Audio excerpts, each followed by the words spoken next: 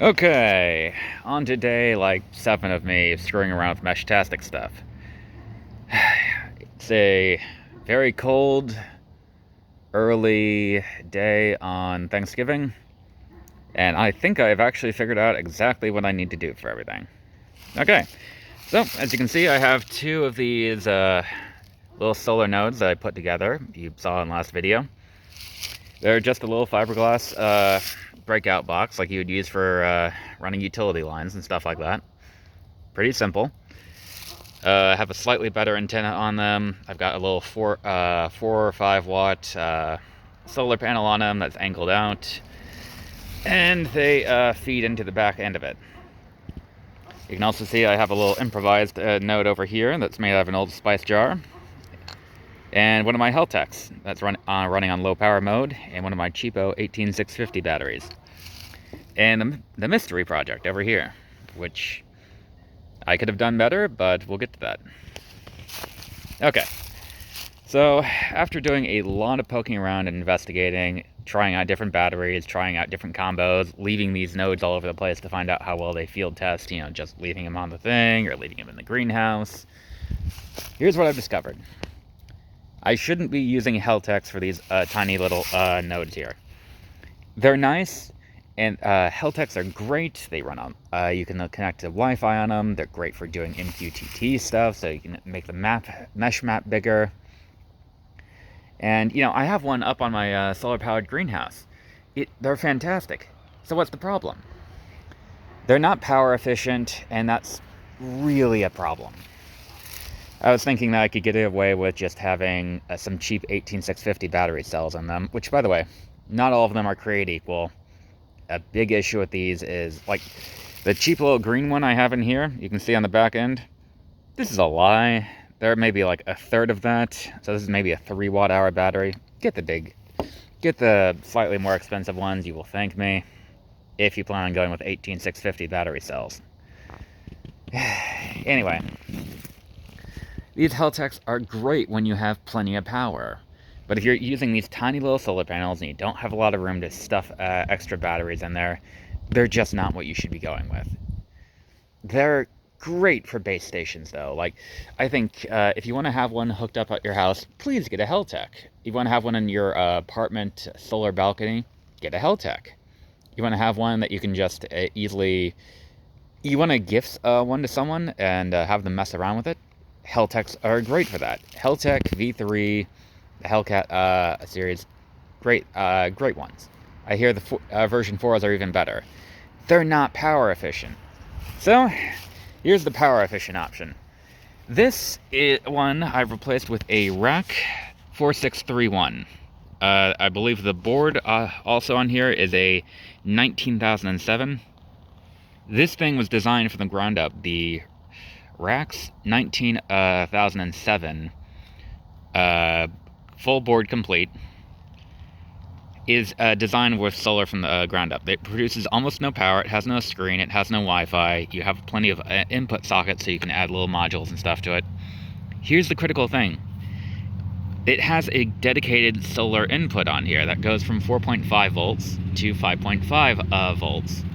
And I think it even has a little bit more range than that. That's just what they're advertising on it, So I had this connect up to a micro USB pinout, and directly soldered it into one of the same little connections we have, and it's running great. We have no problems with it.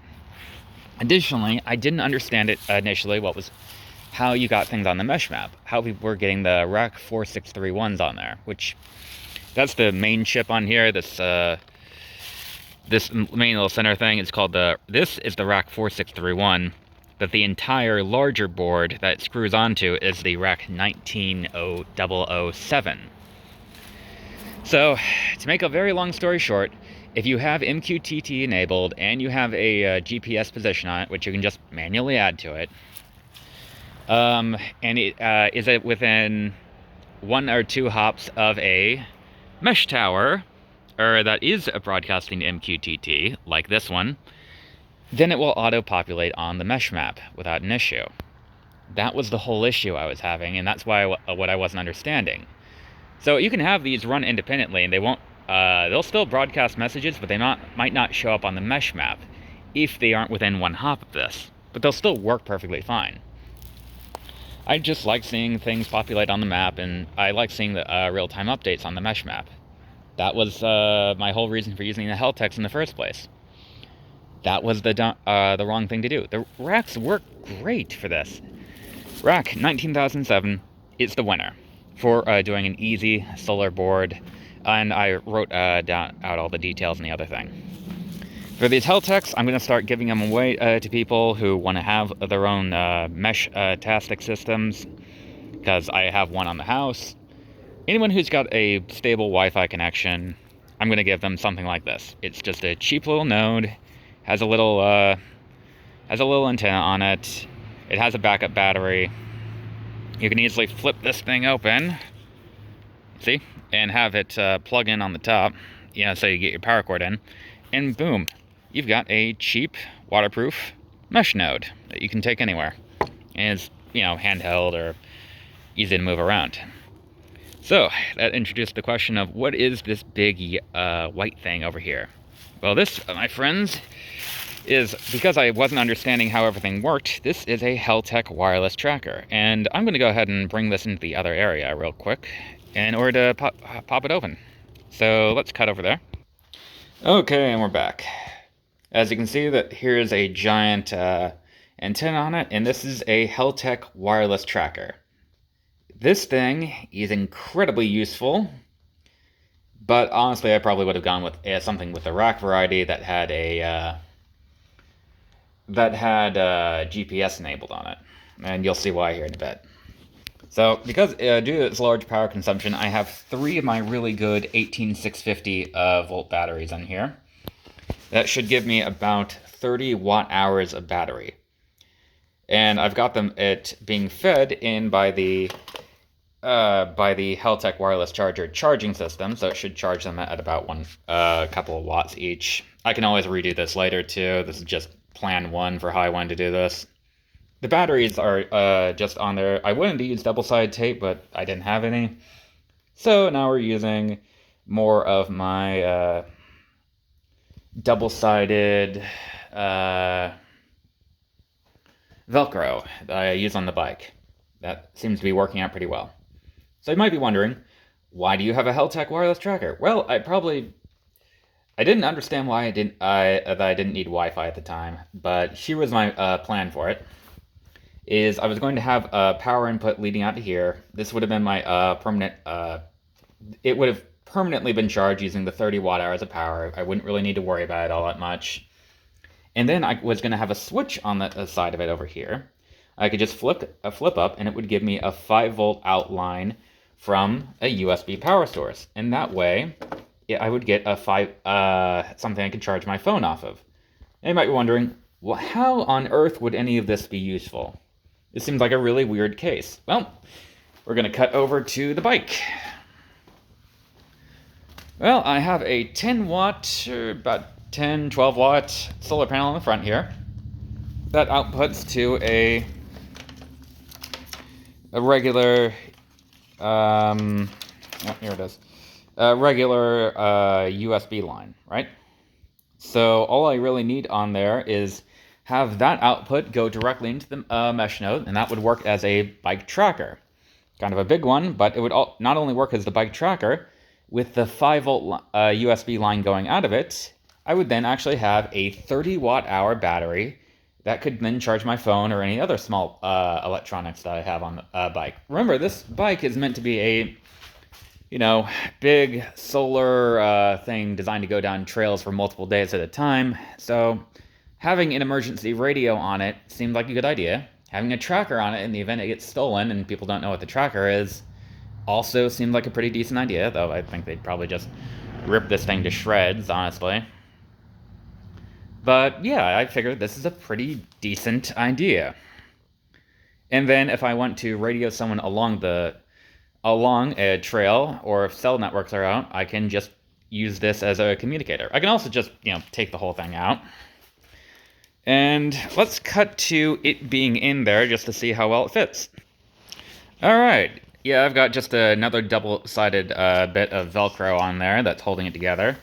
It's in there pretty sturdy. I could probably put some neodymium magnets in there to secure it better, but for a day one prototype, I don't think it's too bad.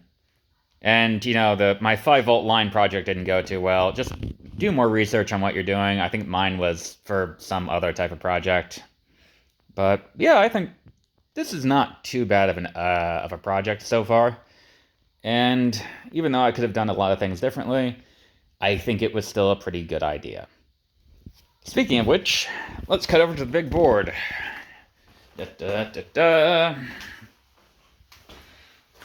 Okay, so the end result for building solar meshtastic stations.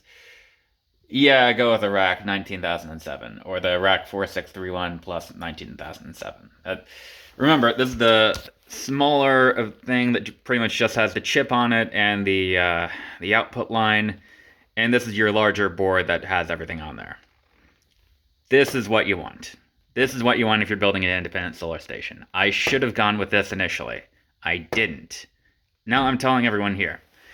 Okay, what battery to use? An 18650 cell. Use a good one. Don't mess around with getting bad ones. Like, really. Just don't go with the cheapest ones out there. Try to go with one from a reputable brand. Check the comments on everything. You'll figure it out. What solar panel to use? With solar panels, I think we did really well on it, though. From the get-go, we want a 4 or 5 watt micro USB solar panel. That will solve all the problems. It's a good fit for it. You can get something a little bit smaller with these rack systems, but I don't think you really need to worry too much about it.